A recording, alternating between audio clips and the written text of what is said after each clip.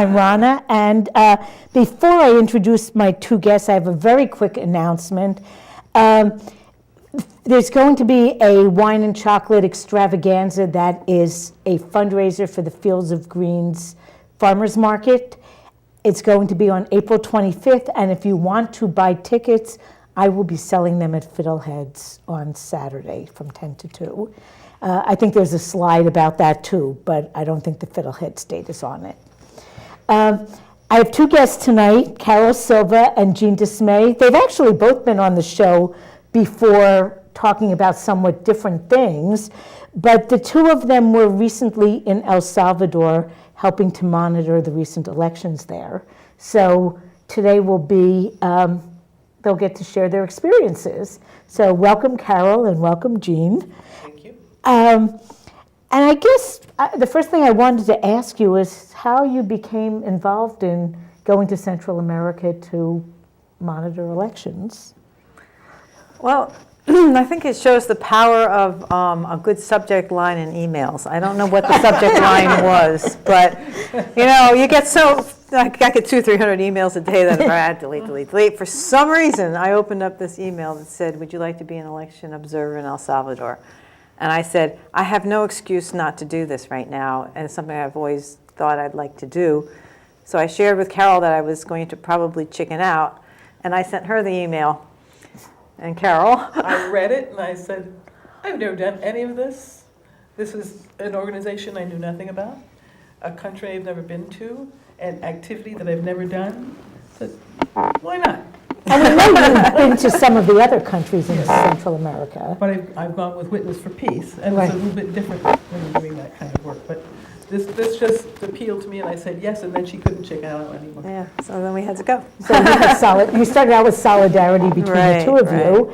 Now, and some experience. I mean, I work with Connecticut voter counts, where we do a lot of the observing ballot recounts around the state of Connecticut. And in fact, Luther Weeks is like once a year guest on the show after every election. So I try to help him out. So I felt like I had some experience, and then just working as a candidate, I certainly have had experience. So I thought this is a skill set I could put and to an work. area of interest, I'm thinking. Yeah. Now, talk a little about the organization that puts this team together. Well, the Committee in Solidarity with the People of El Salvador is the name of the group. Oh yeah, you need your mic, Carol. and they've been around since 1984. Or 1980, right after the assassination of Archbishop Romero. They formed an organization to be in solidarity with people of El Salvador. And I think we were both very impressed with their organization. It was really big in the 80s during the war, and there were a lot of protests about the war in El Salvador, which they referred to as El Salvador as Spanish for Vietnam. So it's the same kind of horrible guerrilla warfare going on there. And then this committee, solidarity is a very important word, because what they do is they come from the people to, we know we're people of privilege, let's face it, right? And they go to the people in El Salvador and say, what do you need, and how can we help you, and how can we make sure the United States is not negatively impacting your democracy? And so they take their role very seriously, and it's a very much not a charitable organization or anything like that. They do support other organizations because they're all about democracy, transparency, human rights, and so they help other organizations either through material aid or through money, or however they can do it. But they were active during the Civil War that began in 1980, didn't end until 1992. They actually did medical and radio transporting, and during that time, that was helpful to the guerrillas. And they also organized in the United States, which during our trip, I just wanted to mention, because this is something that probably a lot of activists watch your show. People in El Salvador said, we would find out that there was a demonstration in New York City, and we were so excited, because they were in the jungles and having their communications cut off all the time, and they find out some piece of news like that there was support of that level in the United States, and it really made a difference. because everything at that point was against them. Because at that point, President Reagan had drawn a line in the sand and said, no more of this leftist government stuff. And the United States started pouring $1 million a day into this war to the right-wing party.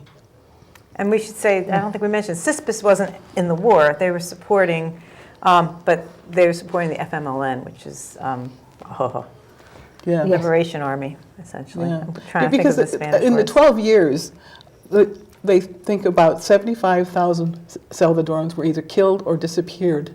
And some people fled to the United States for safety, but then they were outed, sort of, and sent back to El Salvador. And the names of these individuals were told to the local National Guard people, national military, and they were tortured and killed. Disappeared. Yeah. Yeah. So. And the U.S. government, of course, had a big stake in keeping the right-wing government in power for quite a long time. Well, they were protecting the corporations, and that's the other big thing. One of the things that I'm always struck with was when I talk about Central American politics and what we're doing as a country. You know, people here think that we're being charitable and we're giving them a lot of food assistance. For example, the farmers, we send a lot of corn or beans down. And they don't understand what's the reality on the ground in Central America. And that is that what you're doing is taking the profit away from the farmer. So those farmers are going out of business and moving to the cities and then moving to the United States. So we've destroyed the rural economy, the agricultural economy in the country. And I think that's happened not just in Central America. No. I know in spots in Africa as well that Connecticut. subsistence farming is disappearing, and of course it's been replaced by huge farming. Right. We're a little luckier in Connecticut than we are in parts of the United States Yeah. because our terrain isn't really conducive to huge farms. That's right. So it could be worse in Connecticut than it is. And we don't have the military coming in Right. and enforcing people to leave their farms so the corporations can take the land. And that's what happened in these other countries. That's right. But it's interesting because that civil war lasted 12 years and it ended with the peace accords in 1992 that allowed FMLN to become, instead of guerrillas in the jungle, to become a legitimate political party and work in elections. And they've gotten candidates into office. Yes. They've done it in municipal areas. They've had a number of municipal FMLN people. But in 2009 was the first time they had a president from FMLN. And this is the first time with this election that one FMLN has followed another, because a Ronna party was in power for 20 years, and it was a shock that they lost that election. It's also a shock that they lost this election to them. Yeah, and I would mention that the FMLN spokespeople that we spoke to, one was a former mayor who won one of the elections, and he said, you know, it took the FMLN 15 years to figure out how to change from being a guerrilla force to being a political party. And they're two different things. And the first time they won, it was because they had a candidate for president who was not FMLN. He wasn't a That's former interesting. guerrilla. He was a teacher. He was a journalist. I'm sorry, he was a journalist, Yes. wasn't he? Yeah, so he was a journalist who was well respected, but he wasn't a guerrilla type FMLN person. So they made compromises and they said, what can we do to get elected? And that is something that is so pertinent to the Green Party is. In the United States, probably other spots in the world too, because there is the activist faction, and then there are people, and if you're watching in New London, you know that we run candidates in municipal elections, and it's not the same. You can have the same goals, but it's working on different playing fields and with different sets of rules. Right, right. And the FMLN learned, this particular mayor was voted out of office, but they learned that you have to work together with a lot of groups and you can't just stand alone as your party, even if you're in office. How do you get what you need to get done? And it's through compromise, I guess. As bad as we Hate that word. Yeah, and it's that's hard. what- It's hard to what know works. which compromises are steps towards a greater goal and which compromises might be making it harder. Right. So it's something we think about all the time. Yeah. I think we might want to just back off a little and look at where El Salvador is. So we have this on that's a our very laptop. good idea. I think most people know it's in Central America, okay? And it's the little bit that's colored differently. We'll gradually zoom in. There you can see a little better. And you can see it's in an area that you hear of a lot of Civil War and American domination and invasions. Nicaragua history, Honduras right now, we just deposed the president. Guatemala, I think, has the most. Oh, it has, harm. terrible history. Yeah, from it's that. one of the poorest But you countries, can the also most see violent. that in comparison, it's a pretty small country. It is. Compared to the others. And it's very mountainous. You're either going up a mountain or down a mountain. That was very true. It's a nice beach. Oh, I'm sure. It's a lovely country. Yeah. It really was. Had wonderful food. So that's the little country. We were in the city of San Salvador most of Okay, the yeah. time, which is the capital. Yeah, And it's a little bit to the left of center, right near that big lake. yeah. Now, were members, people, monitors from CISPES in mostly the big cities, or how were they spread out around the country? We were mostly around San Salvador, in San Salvador, or within a half a day's drive of it. And we were in it was on the election was on a Sunday, so most people were not working. And they were using the school, so they didn't have to close the school to have the election. I thought it was a pretty good idea. That's a good idea. Hey, we could do that. We could have an election on days when people don't work. Yeah. Radical notion, huh? I want to say that one of the reasons we were able to all be kind of in one area is that they increased the number of voting places from 500 to 1,600 for this election. So this is some of the changes that the FMLN is making to make it more democratic and let more people vote. Yeah, all these election rules that they started, they were in place first time for this election. So this was like a trial by fire, but it worked well. So it sounds as though increasing people's access to voting was one of the big goals. And the other thing is, it was the first time they could have absentee voters, because there were about 3 million El Salvadorans living primarily in the United States, and so they had access to voting absentee. And that's important, even though they're not living there, because they send remittances that are huge amounts to the government. I think, said it was, the remittances were something like 20% of the Yeah. gross national Wow. product. That's Yeah. huge. Yeah. And so it's important that they had access to voting for the president for change.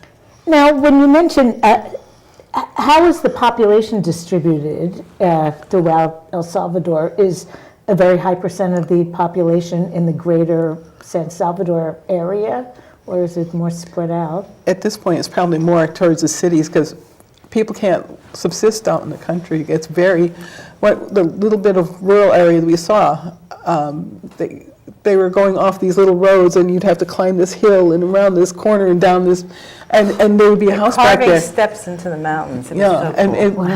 and it's pretty hard living out Yeah. there. And so a lot of people, especially because they can't grow enough food, have gravitated towards the city. And it's agricultural land, essentially. You're on a mountain. The mountains are used for a lot of coffee plantations. And then there's some lowlands on the east side of the country, which is a lot of the agriculture. But there are maquiladores. There are factories now. Yeah. But most of the work is in the cities. And, people got displaced because they lost their farms. So unless you're working for the man, you're in the city. Or you're in America. Yeah. But the FMLN has made a point of trying to make the country more democratic. In that, they've reached out to have, they've built these places where specifically health centers for women, and it's not just their physical health. They also are safe havens for women who are victims of violence. They also teach women other work skills, some of them non-traditional, such as car repair, computer repair. as that's one of the big things that they stress. We're looking at a picture now of one of the union meetings that we went to. Now, there was a lot of union involvement between the two countries collaborating, is that true? Or what's the relationship between? They have been organized in El Salvador and had a lot of problems in El Salvador, as union organizers are always getting knocked off in the past. But they were interestingly said that they are just getting to the point where they've formed their national union, which would be the vehicle that would reach out to the unions in the United States. So they really don't have affiliations. Because I was looking for AFL-CIO or something I recognized, and there wasn't any of that. And they said they were just starting that outreach. Kind of from the ground up almost there. And I was just like, oh, come on, our unions, we should be buying their products. Because, there's only a few factories that are probably organized, and we should be buying those shoes. Yeah, it's actually really hard to find shoes or many things that are union made. Right. Right. Worldwide, looking around the whole world. Right. And you don't know. There's no label on it. Yeah, in coffee, sometimes you're lucky you can find coffee from cooperatives. Right. So this is also a union hall picture, Yes. right? Yeah. So when you first arrived, there were meetings with what kind of people, or was it what kind of training did you undergo? Well, we met with a lot of NGOs, non-governmental organizations, such as the union. Everything was in Spanish, so we had interpreters. So you're looking at the woman standing up with the white shirt is interpreting what the speaker is saying. As is the guy sitting down with the one red with plaid shirt. So He's another one. I mean, they really double teamed everything with the interpreting. It was wonderful. But we went to or heard representatives of many different organizations, like the Women's Secretariat. Okay, Thank you. I think there's a couple of slides I think from the you're right. Women's Secretariat, if Probably we the next two. advance it a little bit. The next slide there, Bob. That's the Women's Secretariat, Women's Secretariat. and an interpreter. Yeah. And then we also heard from the Youth Secretariat, Right. and they're very positive about how the youth are now being much more active and being allowed to vote. 1.7 million youth vote in the municipal elections, and there's, within the FMLN, a regulation that 35% of the people who are officers within the FMLN or elected to office have to be under 30. Wow. And 45% of the people have to be women. So they are very... So they put women and youth on the ballot, and they're exposed to and have the opportunity to actually make a statement and to do something. And they said so many times in all sorts of places, they talked about the machismo, and that it has to stop, and that women have rights and women are equal to men, and really very strong positive gender statements from a lot of men. Yeah. It was really nice to hear. Now, what were the big issues for this campaign? I want to talk about this slide while you have that one up. Okay. One of the things they've decided, women's health care. A lot of women die in childbirth still. So they've really made a point of, well, it's a very poor country, and the FMLN has its hands full trying to figure out what to do. But first off, one of the main things is to improve health care in the country. There are 5 that they call women's cities, Ciudad Mujer. So, and it's a big kind of a complex of buildings where women get total health care, and total care. So if a woman comes there for health reasons, they'll also look at education, job training, is there domestic violence at home? There's police officers there, there's the Attorney General's offices in there, there's a nursing room, there's child care.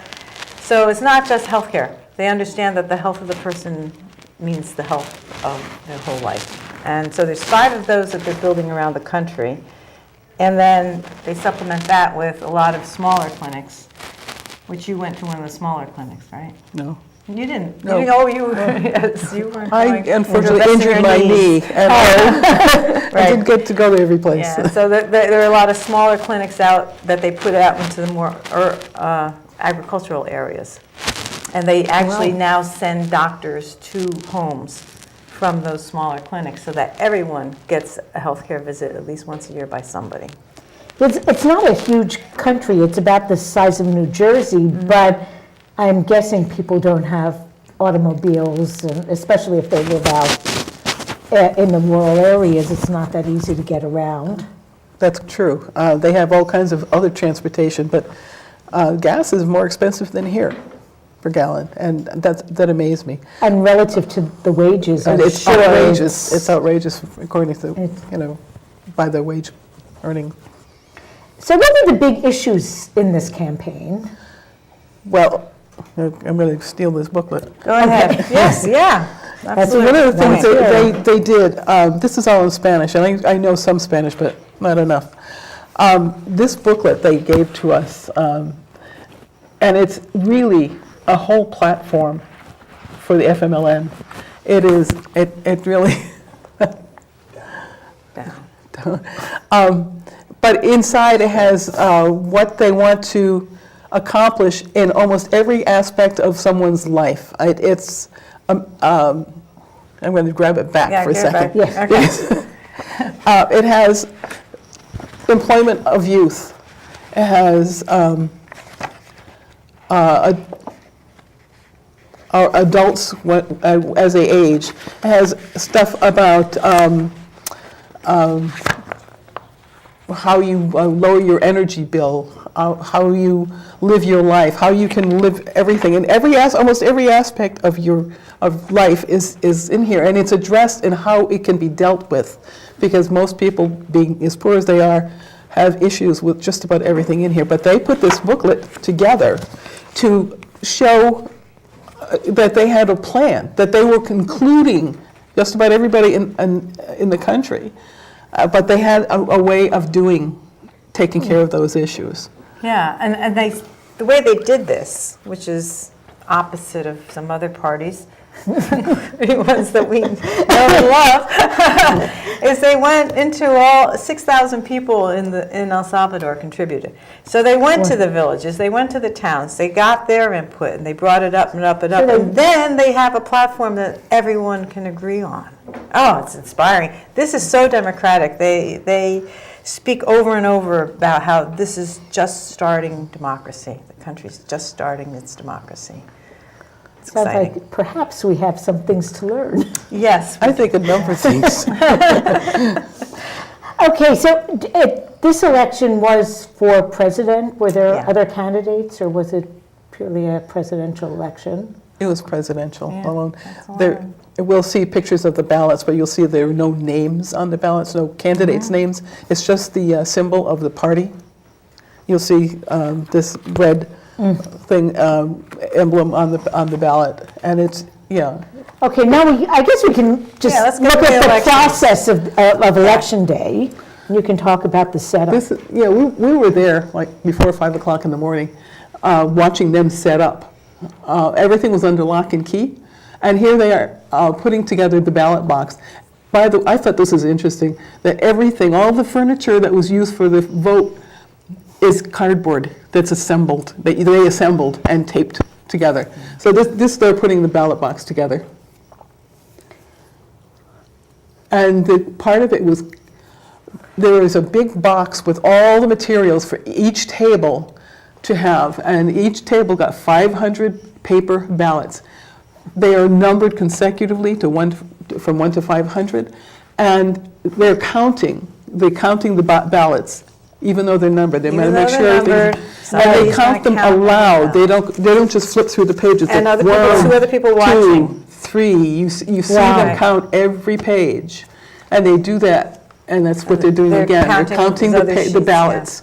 Well, And the ballots are consecutive. I mean, they're all attached. They have On the left-hand perforations. side, they're There's a perforation Glued, to be yeah. torn off, so they can't just slide a ballot out. They have to be torn off. another protection. Here they're Counting counting it. Right out of the bag. Okay. And now they're putting the ballot box together here.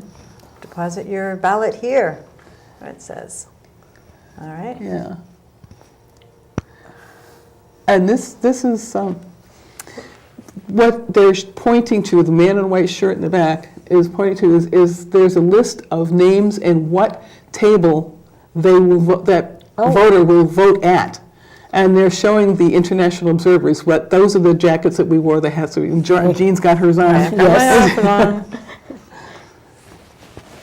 So people not only had polling places, but once they arrived at their polling spot, there was one specific table Yes, that they were was all assigned numbered. to them. Right. They were all numbered. And I want to stop there and say that previously, people, they kept saying they have to vote alphabetically. And we're like, oh, of course you vote alphabet by your last name. No, if your name starts with A, you had to vote in one town up here. If your last name starts in Z, you might vote over here, even though you live in this town. So they were making it difficult, deliberately impossible for people to vote. Families could never vote in the same place unless everybody had the exact same last name, and they might not be voting in their own town. Was this the first year that a different This is a whole method different was- procedure. I think a municipal election might have, they'd done more, but this was the first one was national. Yeah. This picture is showing the poll workers voted before the polls were open to the public, and they're showing their thumbs because after they vote, their thumbs get inked, and the ink lasts maybe a week. So they can't So vote twice. they're showing that they've got their inked fingers. That's what the thumbs up is. And I want to just point out, so on the gentleman on the top, he's got an arena symbol, so he's with the arena party. The woman who has his arm around is from the FMLN party. Every table had 3 people sitting at the table, one from each party. There were 3 parties running, and each of those 3 people had 3 support people behind them watching everything that they did and everybody else did, and then there were us watching it on top of it. There were many eyes on these votes. Yeah. Now, was there ever any tension? It seems as though there were some very strong campaign issues. Did that spill over into the campaign workers at all? Not. I mean, there was little skirmishes, but nothing. No violence. No threats. No. Nothing really dangerous. I saw people getting along really well. The people who we heard of having issues, I don't know how yours was that guy with the arena thing. I recognized him. He was like the head of the polling place for that party. And I gather in a couple of polling places, the head people were really strong party people who had thought that they could change this election, but they weren't able to. So they were very disruptive sometimes. Yeah, but it never really got out of hand. Yeah. No, they were always outnumbered, frankly. Yeah. If there were, okay, we're now looking at, this is an outdoor polling place, and those boxes are the places where they were going to mark their X on the ballots.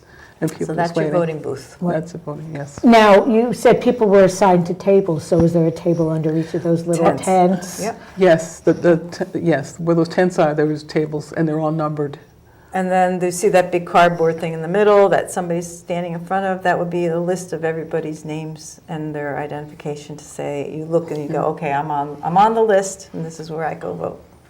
And you get your ballot. You go to the tent. Okay, This is a woman voting in a handicap accessible voting spot. Well, they were all accessible, Carol. I think that you had to she put her hands in the top because she's not using the accessible portion. Well, But if she was using the, if she was in the chair, she would yes. be going through the bottom. Yeah, she's not, Yeah. using it, but So it's, I want to show you one of the things I brought. Okay. The rules were written Okay. before this election. Okay, can you focus the camera on this? This is a rule book for the entire election. It's written in a cartoon kind of format. It's all in Spanish again, but it goes from everything, how you set up, how the booths are set up, how disputes are handled, how the count at the end of the day is done, and how it's transmitted. All this information is here. We all monitors had copies of this in our bags, and We took a long training.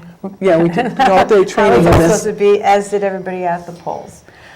But everybody had access to the same information. So when there was a dispute, I mean, I actually watched one that they were trying to deny a policewoman to vote, and they called in the Electoral Commission. We call them the TSE, and they called in a TSE official, and he took out his book, and he said, and he read it, and said, "Got that? Got that? Okay, she can vote," and walked away. It was settled within minutes, peacefully. Right.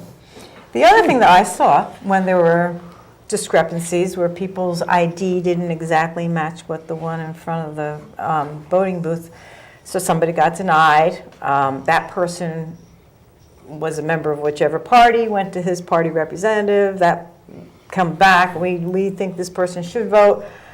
And that went back a few times, and suddenly somebody reads their book and they go, you know who decides? It's the 3 people sitting at the table.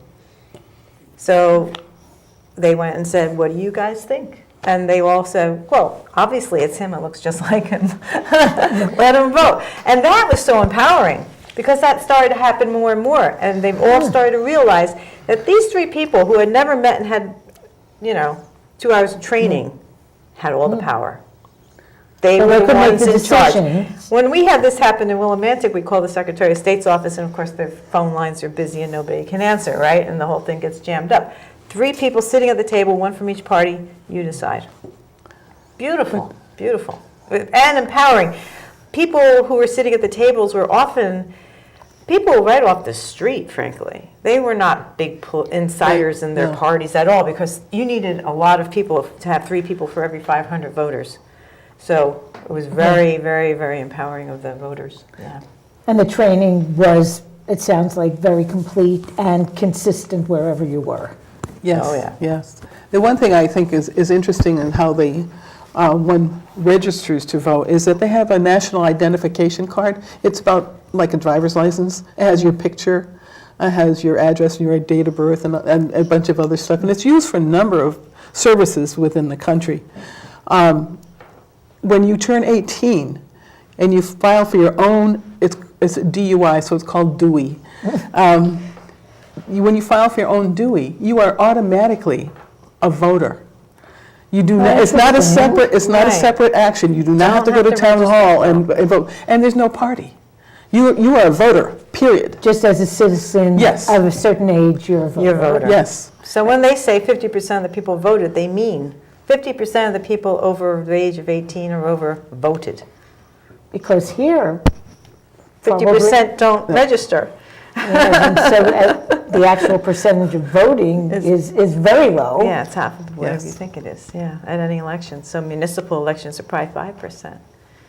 Yeah. So it's very democratic. All right, so what's our next Okay. slide? We got another Now slide let's- for us, Bob? This. See, those are 2 party reps right there. The one in the red is the FMLN, and the one on the left is Arena, and they're working together to look for names to make sure who was supposed to vote in what table, what area. But this is a good lesson in, like, people of different parties being able to get Oh, things yeah. done. Oh, yeah. And this is the voter registration list. You come in with your Dewey, you present your Dewey, they looked for you on this list, and they stamp it saying that you've been there. They keep your Dewey, hand you a ballot with a special pen, they send you to a place to vote. Go ahead and hit the next slide, I think, probably. Yeah. So there's your Dewey. Okay, there's the Dewey, They're the 2 comparing Deweys. the Dewey. Well, that's because this person has collected a couple. Yes, So but they, somebody's voting. Yeah. yeah, 2 these Deweys. people are voting, and they're checking off the name off the list there. Yeah. So they hold their little ID card. The person goes, fills out the ballot. All Okay, right. next slide. Yeah. And they're checking. This is where the 3 people at the table, again, the one in the middle is supposed to check the ID. The one on the left hands them the ballot, or our left hands them the ballot, and the one on the right hands them back their ID Yeah. And they sign that they voted afterwards. The voter has to sign on that registration list that they have been there and voted. So there's two lists, one that you check in, another you check out, you get your thumb stamped, and you get a ballot. But these three people are working together again, three different parties, Yep. looking to say, I don't know, is this him, is she on, is this that person? And they all come together and agree, And yeah. it's also pretty low tech, but it seems Oh, yeah. as though Oh, yes, it's it very. could be an effective deterrent to fraud. Oh, sure, Well, just like our paper ballots are a very effective deterrent of Well, fraud. their thing is, their whole system is based on distrust. Right, right. That's what they say. Yep, The corner of the paper ballot it has a perforated corner, that's where the numbers go, the consecutive numbers are, and they tear it off. And she's just putting one of those into the plastic bag because they count them later. count every perforated ballot, so they have every single number And they accounted count for. them afterwards, Yes. like all of them, All not of just them. 1% or No, one no. race. And they in. call every corner and they count every ballot at the end. Go ahead, Bob. How long does it take for the results to come Okay, in? Just A couple hours. Okay, Here we're starting to 300 count. people is all you have to count. that's true. Because those are all the folded over ballots. They're taking the ballots out of the ballot box, and you see how many people are watching, and you see on the right-hand side of the picture, someone holding the ballots. That's a party representative who's counting, I can't see which party that's. Yeah, I can't If see which it's it the is. FMLN, that's an FMLN rep that's holding those ballots that have been counted. When they take, this has got to see. Bob, I want you to. Next Okay. slide, Bob. Oh, no, I think it's on the next slide. Go Is ahead. it- Okay, maybe, no, okay, Oh, no, well. okay. Maybe they know. They're counting. We have one with a woman holding up the ballot. Yeah, let's go a little farther. Do another slide. All right. When they have the ballot, when they're counting the ballot, they unfold it, and they hold it up above their heads, and they show it to everyone and say, this is FMLN, or this is Ronna. But so everybody, there's 10 people around, can see what was marked on that ballot. There's no cheating. And then you hand it to that one person who holds that stack until all of the ballots have been handed to the three parties. All right, let's get us, Yeah, we can move. There Oh, there she is. she's holding it. She's holding it She's up. holding it, and you can announcing. see, so what it everybody is. can see. They're representatives of every party, there are friends, there are other workers, there are monitors. There's dogs too, it's very dog friendly. Okay, He's also doing that, Another one. they're counting Yeah. He's ballots, and they're pulling showing out the one at a ballot. time, show it to everybody, hand And they it go over. one by one till that ballot box is empty.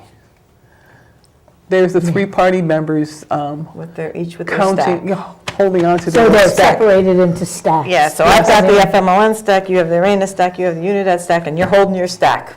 Do you get your own stack, or do you get Yeah, someone no, else's? no, Okay. Bob announces that ballot and hands it to whoever's, Whoever's representing that yeah, party. they're gonna hold that stack. Yes, It's in safe hands then.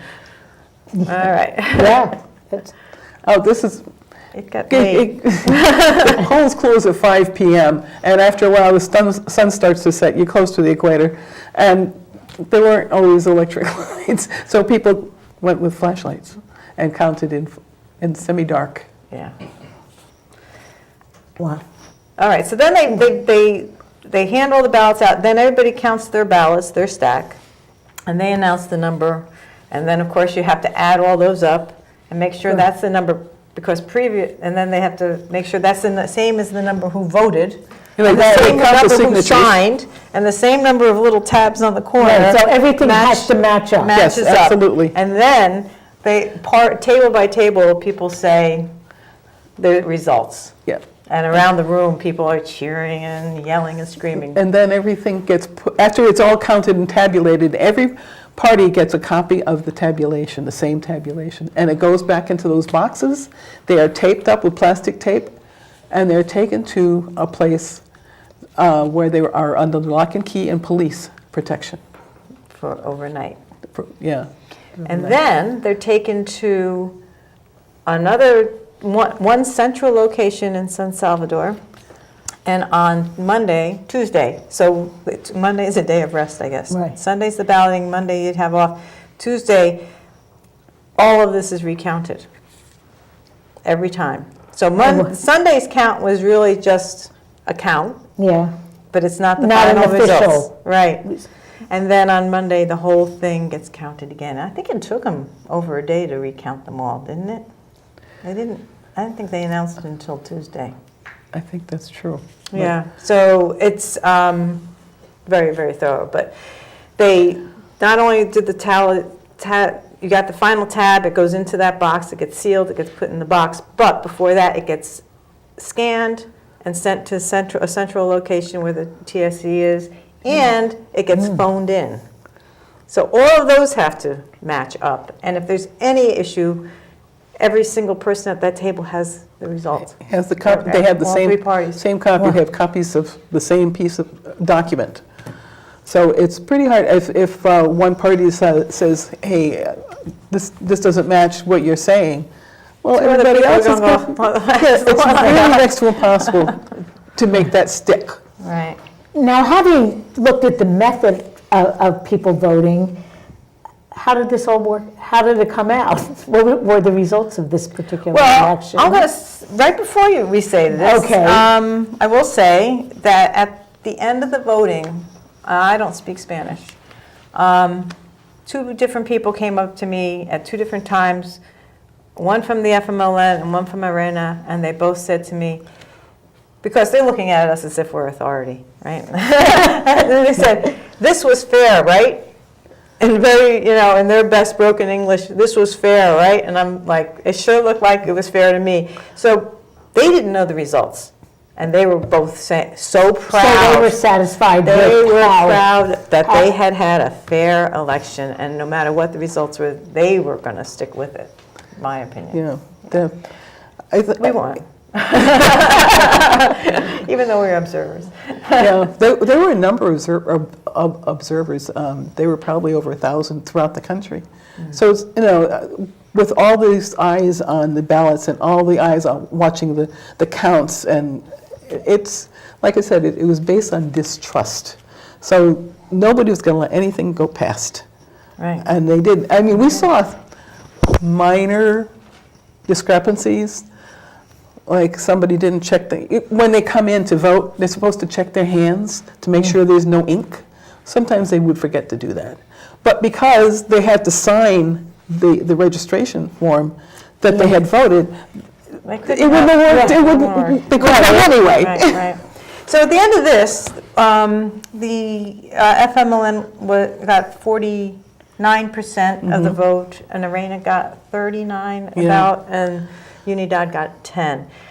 And so here's another piece of their election that's interesting to us. You have to have a majority to win. And I think that this is something we should be doing in this country.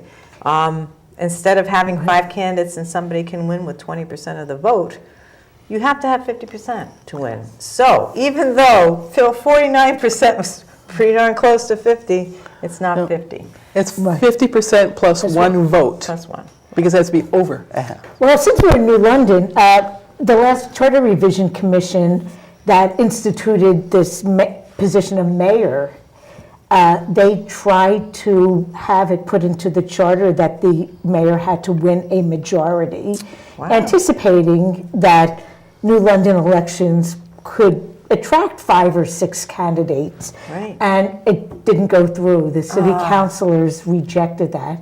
The other thought was the possibility of using ranked choice voting to determine the 50%. Yeah, ranked choice, right. Which would save a lot of money. Yeah, and this Charter Revision Commission, which was mostly Republicans, which was interesting to me, favored, they didn't want to put IRV into the charter, but they wanted to put majority into the charter and leave it up to the city to decide whether they want to use ranked choice or a runoff.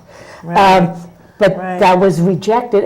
In the end, we did have 6 mayoral candidates, and the winner did get probably in the high 48 or 49%, so it was decisive. But this majority idea is a great one. Yeah. Okay, I totally have 5 minutes left. So, Ouch. yeah. So, since the leading candidate, They just Not had another 49. runoff. The runoff was March 9th. March 9th, Okay. Sunday. And that, it was a close win. They won by like 6,500 votes. FMLN won by like 6,500 votes. But the Arena was complaining about fraud, well, even before we got there. And they have threatened war. They have the Arena Party, and they have threatened to use the military to make this their win. And the military has fortunately refused to get involved. The other thing is that they've sent a lot of appeals to the governing electoral commission, and they're still in the process of resolving them. They'll be resolved either Friday or Monday. But they also have threatened they might use the Supreme Court, but the Supreme Court won't rule unless there's been a violation of the Constitution. So, but I would like to say the positive thing is that in the United States, 2 representatives have publicly declared that this is an open and free election, as Moran of Virginia and McGovern of Massachusetts. We'd like more Congress people to sign on board. And the U.S. State Department and U.S. Ambassador are expected to make statements once the TSE has come to conclusions. And so far, it looks as though the United States will accept the results. Yes. That's what they're saying very publicly. You know, yeah. one thing I want to go back and mention that We did go to the embassy. before the election, there were 51 congressmen who wrote and signed a letter saying the United States pledges neutrality, and it went to John Kerry, and he agreed. So the State Department stayed away. In Connecticut, Rosa DeLauro was the only person who signed that letter. Wow. Wow. Mm-hmm. Yeah. Interesting to know. But I did go to the embassy after this vote, and they agreed it was very fair, the first one, and that they wrote a statement immediately. And were the same methods used for the second runoff Yes. election? Oh, yes. Yeah. So that's just how things are happening. 2 minutes. Okay, well, we are pretty much out of time. Great. I don't know what we could ask people, maybe ask people to call your congressman. Yeah. Yeah, I don't know. My only concluding statement was just like, this really is a budding democracy, and it's participatory democracy, and it's very, very exciting, and it's going to be, it's learning about the war. I mean, I can't imagine being in that position and then coming out of it and rallying and becoming a political party and putting together a participatory democracy like this. And let's hope our job is to keep the United States out of the way. Because a lot of this opposition would not happen without outside funding. Absolutely. It's all about the money. That's absolutely true. Follow the money. Well, thank you, Carol and Jean. Thank you. That was really Wow, this was interesting. I'm great. sure we could have talked for another half hour, but Oh, yeah. I have to make room for We Mary. didn't even talk about the food. Oh, yeah. The pupusas are wonderful. Yeah, the Salvadoran food is really good. Yes. We ate well. Well, next time maybe you'll recruit more And the people to beaches. do it. You did get to sneak a peek at the beach. That was great. And this is something that people can do on a periodic basis. There will be another election in Yeah. Oh, yeah. 5 They years, should, right? if you're interested, contact CISPES, CISPES.org. And they've got a blog that keeps you up to date with all the election results. And it was an inexpensive trip. I won't call it a vacation. No. No. But it was, It was exotic, it though. was extremely inexpensive, and you can extend it a week. And it's a very inexpensive place to travel. Well, thank you both for coming. Next week, our guests will be Suzanne Marieski and Deneen Roth from the New London Public Library, and we'll be talking about local programs and challenges. So we'll see you then, and thanks again. Thank you.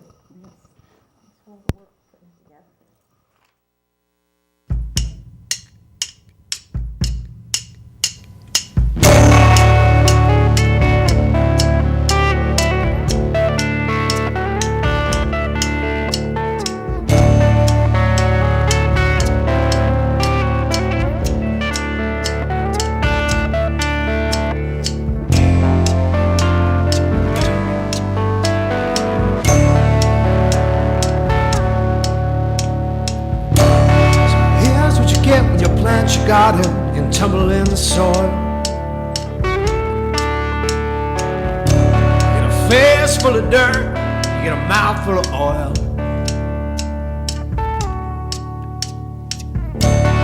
Where are you gonna eat from when your crops all turn to dust?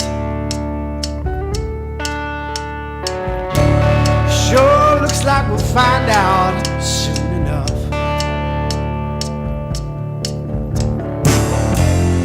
Oh, I've been praying for this change. Take a step back, take a good look at what we've made.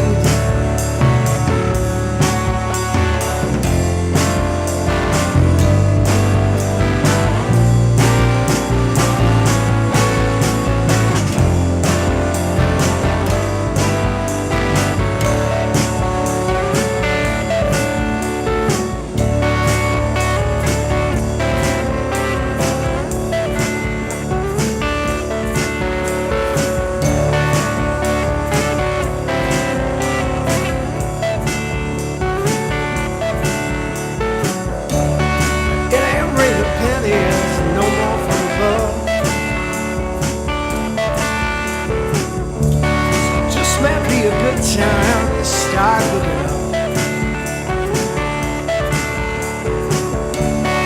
Now might be a calling that's waiting in the clouds. She won't see the damn thing that I see to try. And I've been praying for the change. Step back, take a good look at what you made.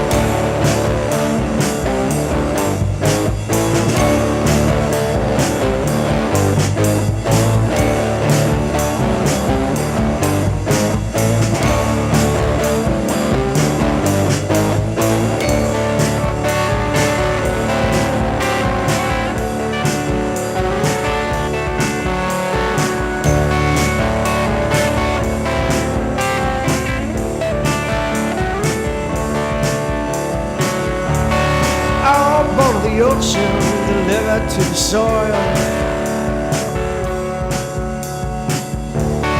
waking for a moment, we're shaking off this cold.